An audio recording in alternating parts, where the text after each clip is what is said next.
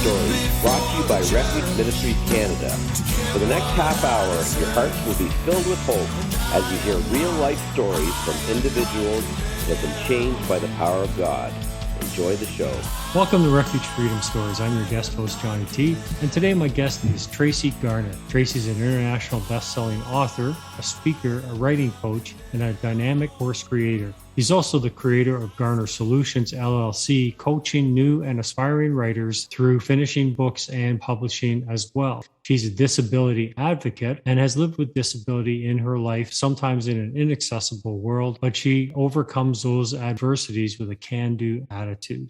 Nice to have you here with us, Tracee. How are you today? I'm doing great. How are you? Thank you so much for having me. I'm doing well, thank you. So you have some challenges in your life, and yet you still overcome those adversities. First off, let's talk about some of the challenges that you've faced and how have you overcome those in your life? Yeah, well, some of the challenges I've faced is that at age 2, I was diagnosed with muscular dystrophy. A lot of people, maybe your listeners know about Jerry's Kids. It's a famous telethon. Jerry Lewis. Yeah, Jerry Lewis. He's not my real father, but you know. Yeah. I'm Jerry's kid.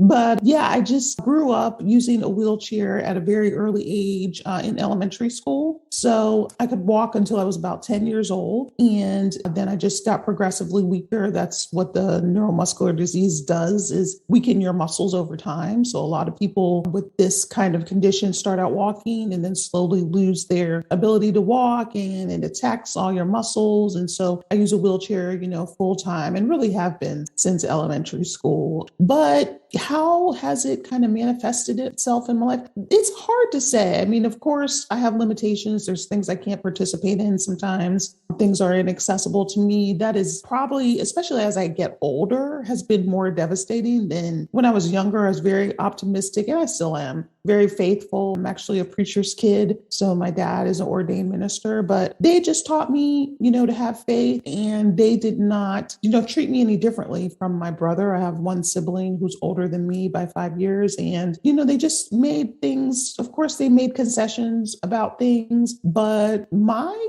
greatest, obstacles are really presented by, one, physical barriers, to my participation, and then just attitudinal barriers are some of the hardest things to overcome, because those are kind of inherent to people. And that is, if their mind says that someone shouldn't participate or doesn't deserve the right to participate, or I'm not willing to make this ramp or this accommodation, then that's something that's really hard, because they're just saying that you don't deserve, the opportunity to participate. So those have been some of the larger barriers in my life. Well, you talk about your faith being a grounding part of your life and helping you to evaluate those challenges and, trusting God to help you overcome those. How does he help you to overcome those barriers between people's perceptions? That's a little bit different than a physical barrier, that can be engineered, that can be changed. But as you said, sometimes people's perceptions can be a challenge. So how has God helped you to overcome those things and given you that, as you say, that can-do attitude? I just think that trying to really see where people are coming from, trying to develop some understanding and a level of tolerance, and to really examine people's heart. In the Bible, it's like, forgive them, Lord, for they know not what they do, when they were treating Jesus and how awful they treated him. And I think that I say that to myself a lot. Like,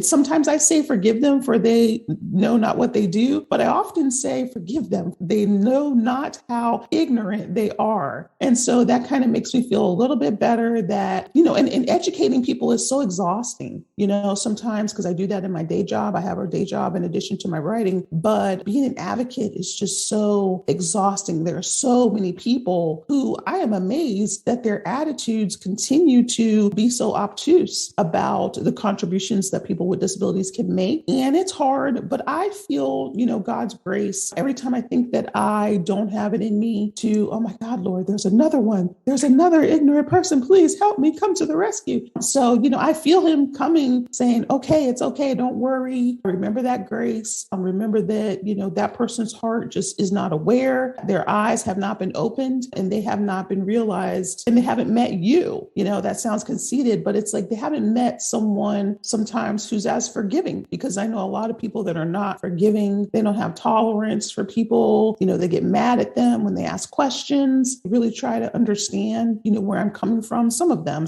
will never be changed. And that's okay too. And you have to kind of be at peace with that and to let it go. But there are many that I think can be changed, and they just need grace. They need grace and patience to kind of come around to my way of thinking. And once they do that, it's so wonderful because I can be accepted, I can be welcomed, and then other people with disabilities can be welcomed and included too. And it's just a change. It's just something that they haven't really ever thought of, haven't seen, and so they just don't know. Well, we all need grace and we all need acceptance by God. So we're all the same, spiritually. Maybe we're not all the same physically, but we're all the same spiritually in front of God. So as you've broken through those barriers and as you said, those eyes have opened, what's been the most rewarding time for you? The most rewarding experience that God has helped you walk through? Wow, that's a good question. The most rewarding experience. I would think that some of it is just really my own, new mercies every day, just my own daily acceptance. I do get tired of being disabled sometimes, and people think that it's all easy. Like if you're so optimistic and you're so strong and you seem to handle your disability well, then they think that it's like that every day. So when I really want to give up or I don't feel like, dealing with the world and kind of want to shut myself off, God is like, no, you can do it. And I really feel him giving me strength and strengthening me. But as I get older, I do ask God sometimes, like, are we done here? Is everything okay? Have you gotten enough glory? I'm like, sometimes I'm serious. Like, and I wake up, I'm like, man, I'm disabled again. Doggone it. And it's just kind of like, he's like, no, we're not done here. We have to keep going. This is it. And that can be both comforting and depressing at the same time, because I have to realize that I have to confront my world from my wheelchair. And that's hard. But I also feel getting soothed, like it's almost like a soothing. And that's been what's really like amazing. Like I almost want to cry over that sometimes, because I can just feel that he is giving me strength to deal with these things. I'm not usually annoyed with my disability until I'm confronted by things. Like right now, I'm having a hard time finding caregivers. The pandemic has just obliterated the caregiver industry. And when people don't show up, it's hard not to take that personally. I'm going to have to call my mom to come help me. It's kind of annoying because she's getting older, but I just know that God is still with me, still helping me, and still giving strength to my mother as well to help me, even though it's just so hard not to have the help you need. And you just tell God, like, man, if I wasn't disabled, I wouldn't need a caregiver, and sometimes I think God is like, well, where would I be? You would, you might not even need me either. And so he really wants us to depend on him. And it's hard. It's hard to depend on other people. It's hard to depend on God, but that's what he's there for. And he'll give you the strength to get through these things. And I believe that that's not unique to your life, that everybody has that need to depend on God. We all have things that we struggle with. So I get what you're talking about. For sure. It's important, that people understand that you talk about living on purpose. And I thought that was an interesting way to describe that, because when I think about purpose, I think of living with a purpose, but you phrased it as living on purpose. Can you explain to me just why you chose to phrase it that way? Yeah, I think that, I almost see purpose as like kind of this bed of these little things that kind of hold you up. And so I think that, I'm kind of like on the top of that, being propped up by my purpose and my drive and God's will for my life and what he wants me to do and how he wants me to minister to other people through talking and speaking. And some of it, even my purpose, I feel, is not even through any talk or any speech, even though I know we're talking now and people are listening, but also through the demonstration of being out. I have book signings. I have a lot of things that put me in the public eye. And I think just the sheer presence, not that I'm just, some kind of rolling aura, but just the presence of of that, wow, she's not afraid to be out. She's not afraid to be seen. I'm not afraid to ask for help. When it's time to get coffee at like conference, I'm there, and I speak to the servers in Spanish and they come over and help me. And I'm like, I'm just getting coffee like the rest of y'all. Okay. And later I'll be in the bathroom just like the rest of y'all. So, so just thinking about like, I'm really on something, like being on display or on purpose, not just, like my purpose. I know what that is, but I'm really on it, like almost on display for the world to see. And I wish there were more of us. I get lonely because I don't see other people with disabilities sometimes, or they have hidden disabilities out at the conferences that I go to. I'm the only wheelchair user. And I'm thinking, wow, it's 2022. I'm still like the only, disabled Black woman coming to all these conferences and going to all these places. And I know there are other people that would like to get out and maybe they don't have the access, but somebody might see me and they'll even tell me, I went home and told my cousin, I saw this girl out and she was getting around in her little scooter. And I was like, okay, it's not a scooter, it's a wheelchair, but okay, go ahead. And they could come out too. And they should have came with me next time. And next time I'm going to bring them. And so just those little things let me know that I have to be visible and vigilant, which has been hard too in the pandemic because I want to stay inside. I'm like, I'm not going out there ever again. It's scary out there. There's crazy people out there, but I just know that I have to keep going and keep trying because other people are looking and watching too. Yeah, God's obviously given you, the gift and the anointing for being an encourager, and being, as you say, like a flag bearer for Jesus. And we need that today. It is, as you said, it's a very dark time. It's a very stressful time and a time where there's not a lot of hope and not a lot of pioneers breaking through those barriers that need to be broken. So fantastic for you. God bless you for that. Thank you. Tell me about your writing. You've written a number of books, bestsellers. And so what was the drive to write and how do you find God's presence when you're writing? Yeah, the presence of God when I'm writing is just so amazing because even my own books, I kind of read them like years later and I'm just so amazed. I'm like, who wrote that? And I like start laughing, like this little kitty laugh, like, wow, this is pretty good. Who wrote that? And then God's like, yes, it was me. I did that for you. And I feel God writing because he'll tell me to put something in the book. And I'm like, that doesn't make any sense. Why? Why does that go there? And he's just like, just do it.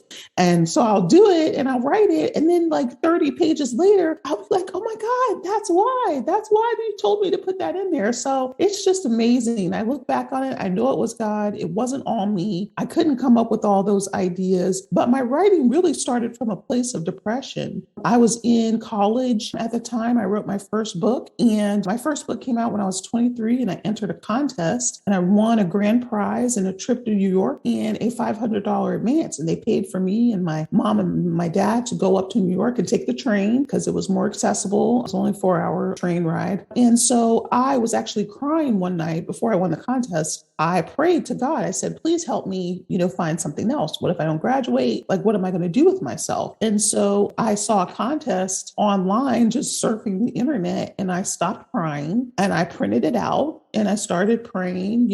I feel like the contest spoke to me. Like I felt like I was going to win before I actually won. And I felt like this is it. Enter this, get it together. I dated the letter, like the cover letter for the entry on my birthday. I laid hands on the package. This is when I was still sending packages like 20 years ago. So you actually sent a manuscript printed out on paper into a Washington, D.C. field office for the publishing house. And so they called me and told me I won. I was like, oh my God, this is like going to change my life. And it really did. It really changed my life. I submitted 2 more books. I got a 2-book deal. I am self-publishing now, but my first 3 books were traditionally published. And it's just been such an amazing journey to publish my books. And I just feel God helping me with all the ideas I've ever written about and just the ability to finish. Some of the books were written kind of fast. Other ones take me a year to 2 years. But when I'm really in tune with God and I'm really listening, I can finish, something pretty quickly. But that's not always the case. It's not always the case because there's just so many interruptions and the full-time job and chronic condition that gives you,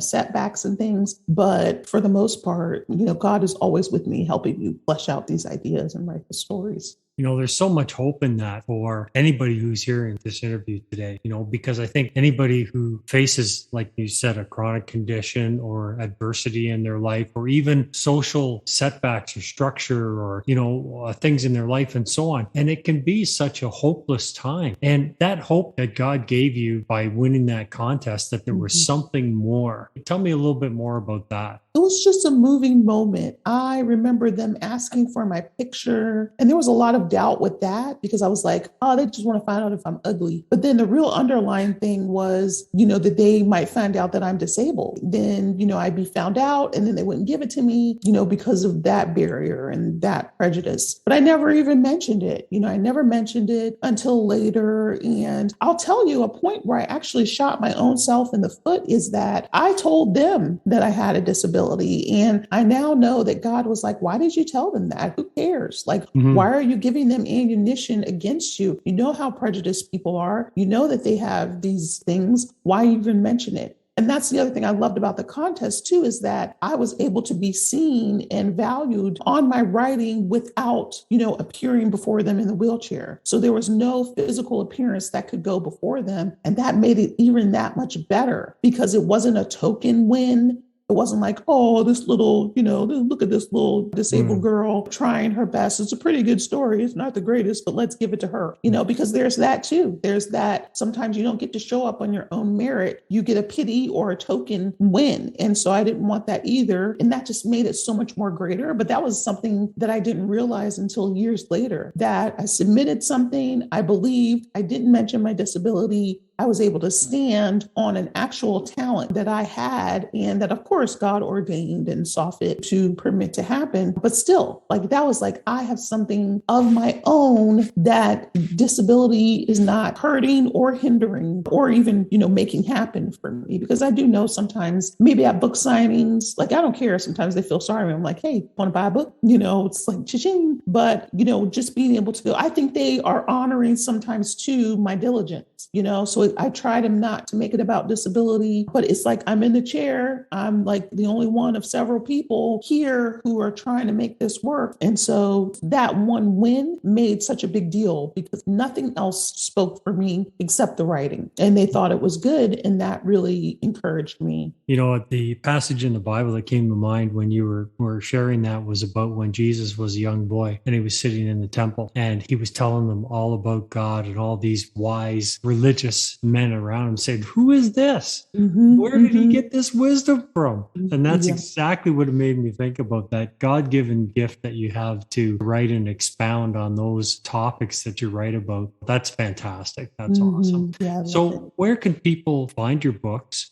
and your organization? If they want some help, where could they go? Yeah, they could just reach out to me at my website, which is Tracee Garner, Tracee Garner.com. And I'm on Twitter and Instagram and Facebook. I'm at my full name, and then Instagram and Twitter is at TGarner, Tee Garner. And I'm happy to talk with anyone, any aspiring writer. I have a heart for aspiring writers. I seem to keep going to all these beginning conferences. And, my mom's like, I don't know why you go to those. You know everything. Why would you go to that? I'm like, I just love the beginner writer set. I just love that group of people who are, just in the beginning stages of writing and it's fresh and new. And so through Garner Solutions, I help people with their book, help them with finishing the book and then publishing it. And if they want to get a book deal, how to go about that. Also, self-publishing is such a big deal now. It has more prestige behind it than it used to. So if they want to go that route too, that's fine too. So I love helping new writers get their work out there and finish and publish it. And where can people find your books? Yeah, my books are on Amazon and Barnes & Noble. And I'm also in audio for people who love to listen. I'm in the middle of a series. It has 4 books in it about a prominent Jameson family. And I'm getting ready to finish book 4, but the first 3 are already out. So I hope people will love visiting with that family. And that's on Audible and ACX. And then,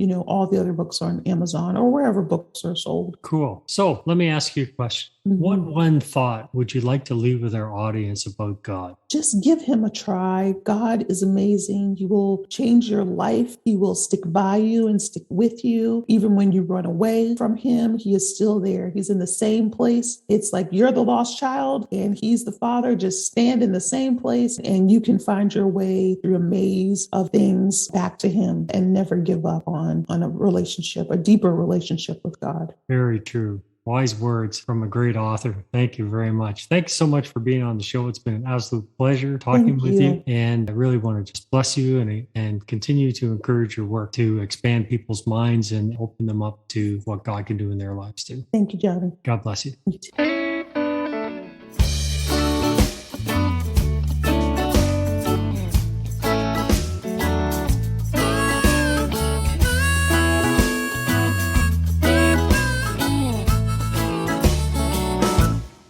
I can do easy, I can do hard, I can do light, I can do heavy, heart of mine. Don't fail me now, oh Lord. The road don't run down on me, 'cause in a mile or two I'm gonna shake all my burden free. Oh, I'm gonna shake all my burden free. I'm gonna find my rest, shaking my burden free. Oh, oh, oh, just up the road away, I'll find my peace. Oh, let the light shine in, shaking my burden free.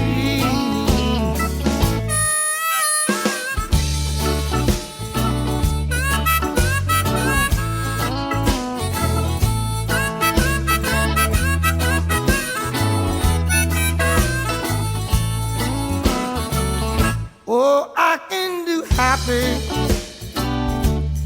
I can do sad, I can do righteous, I can do bad. Oh, attitude of mine, don't go south on me now, oh no. And time don't run down on me, 'cause in a day or two I'm gonna shake all my burden free. I'm gonna shake all my burden free. I'm gonna find my rest, shaking my burden free. Oh, oh, oh, just up the road away, I'll find my peace. Oh, let the light shine in, shaking my burden free.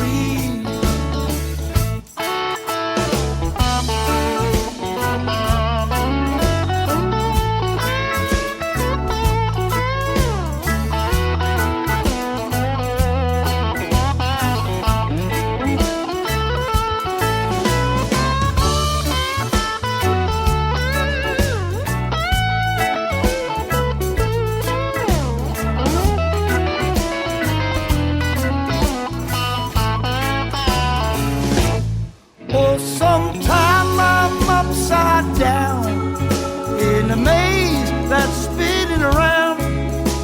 I know if I hold on, I'm gonna find that solid ground where I can make my stand, shake all my burden free.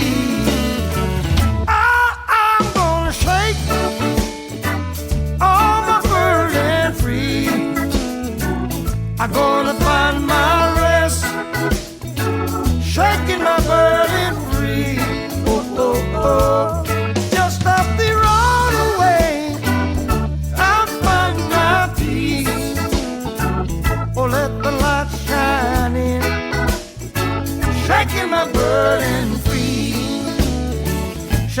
my burden, shaking my burden, shaking my burden, shaking my burden, shaking my burden, shaking my burden, shaking my burden, shaking my burden, shaking my burden, shaking my burden, shaking my burden, shaking my burden. I hope that you have enjoyed the last half hour as much as I did. Thank you again to Refuge Ministries Canada for hosting the show. So until next Friday, may God richly bless you with peace, love, and happiness. We at Refuge Ministries are so blessed by the success of Refuge Freedom Stories and podcasts. In addition, we focus on youth prison ministry, release kits, and many other diverse outreaches to the needs of our community. As a nonprofit, there are many costs involved, however, and we are asking for your support. Financial gifts can be made via our website at www.refugeministriescanada.com or by calling 519-701-0108. Your giving makes this work possible, and we thank you in advance for your support. That's 519-701-0108. God bless you.